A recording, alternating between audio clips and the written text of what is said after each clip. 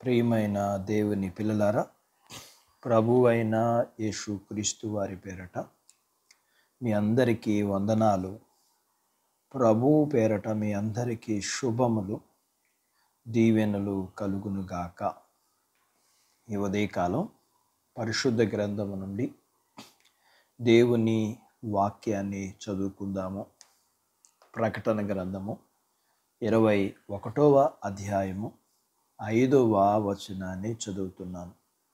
అప్పుడు సింహాసీనుడై ఉన్నాడు, ఇదిగో సమస్తమును నూతనమైనగాను చేయుచున్నానని చెప్పెను. దేవుడు తన మాటలు మనందరి కొరకు దీవించునుగాక. ఆమేన్. ప్రియమైన దేవుని పిల్లలారా, సృష్టి అంతయు పాపము చేత దారుణంగా పాడైపోయింది. కాబట్టి అన్నీ నూతనంగా చేయబడ్డం అవసరం.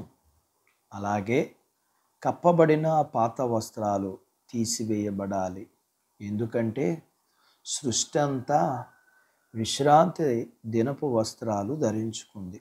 దేవుడు ముందుగా ఈ సృష్టి చేశాడు కాబట్టి ఆయన మాత్రమే సమస్తాన్ని నూతనంగా చేయగలడు. ఇంకా ఎవ్వరు ఆ పని చెయ్యలేరు. శూన్యము నుండి ఈ సృష్టిని తయారు చేయడానికి ఎంత శక్తి అవసరమైందో, పాపాపు ఇష్టమైన ఈ ప్రపంచాన్ని మళ్ళీ నూతనపరచడానికి అంతే శక్తి కావాలి. మన దేవుడు ఈ పని చేయడానికి పూనుకున్నాడు. దాన్ని పూర్తి చేసేందుకు ఆయన సంపూర్ణంగా సిద్ధహస్తుడు. ఇప్పటికే ఆయన తన పనిని మొదలుపెట్టాడు. శతాబ్దాలుగా పట్టు విడవకుండా ఆయన మనుషుల హృదయాలని నూతన పరుస్తూనే ఉన్నాడు. ఈ సమాజానికి కూడా నూతన పరుస్తున్నాడు. అంచెలంచెలుగా మానవ ప్రభుత్వ చట్టాన్ని నూతన పరుస్తున్నాడు. ఆయన కృపచేత మానవ స్వభావం కూడా నూతన పరచబడుతుంది. ఒకరోజు రాబోతుంది, అప్పుడు ఈ దేహం కూడా నూతన పరచబడుతుంది. ఆయన మహిమ గల దేహములాగా ఈ దేహము కూడా పునరుద్ధానం చెందుతుంది. పరలోకపు రాజు శక్తి ద్వారా సమస్తము నూతన పరచబడిన రాజ్య సంబంధిగా మనం ఉండడం ఎంత సంతోషం. మరణం చేత మనము నశించిపోకుండా మరింత మహిమకరమైన జీవితానికి త్వరపడదాం. దుష్టశక్తులు ఎంత అడ్డుపడినా సరే దేవుడు తన ఉద్దేశాన్ని మన పట్ల నెరవేర్చుతాడు. ముందుగా మనలను నూతనపరుస్తాడు. అటు తర్వాత మన కోసం సమస్తాన్ని నూతనపరచడానికి సమస్తాన్ని ఆయన సిద్ధపరుస్తాడు. అట్టి బాధ్యత దేవుడు మనకు దయచేయునుగాక. ఆమేన్. దేవుడు తన మాటలు మనందరి కొరకు దీవించునుగాక. ఆమేన్. ప్రార్థించుకుందాం.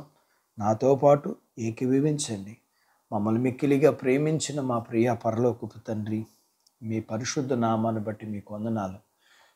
ఈ ఉదయకాలం మీ పాదాల దగ్గర మీ లేఖనాన్ని నేర్చుకోవడానికి సృష్టిని చేసిన నీవు పాపము చేత పాడైపోయిన మాకు కలిగిన వాటన్నిటిని మరలా నూతనంగా చేయటం అనేది అది మీకే సాధ్యం.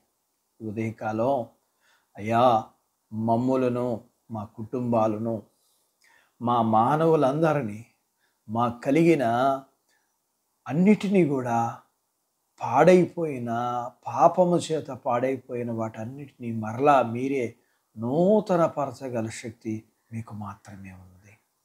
అయ్యా, నీటిని ద్రాక్షారసంగా మార్చిన దేవుడుగా నీవే మరలా మా జీవితాన్ని నూతనంగా చేయమని ఈ ఉదయకాలం మేము మీ పదాలు పట్టుకుంటూ మిమ్మల్ని ఆశ్రయిస్తూ మీ సహాయాన్ని కోరుతుండగా మా హృదయాలను, మా జీవితాలను మీరు నూతనంగా చేయమని, మనుషులను కలిగిన వాటిని నూతనంగా చేయగల శక్తి నీకు మాత్రమే ఉన్నది.